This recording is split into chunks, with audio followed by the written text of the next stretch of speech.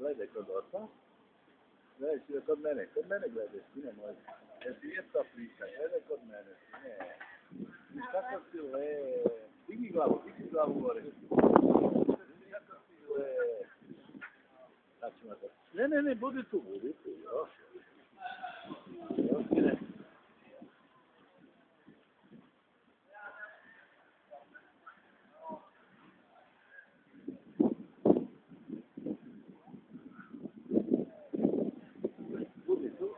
Okej se prema meni. Tako, sine. I kako lepo. Gledaj u mene, sine. A, imaš pesak. Aha. Nisam znao, izvini. Nisam znao da imaš pesak, sine. Čekaj sad da ti vidim. Zato još gledaj sad kod mene. I smej se malo.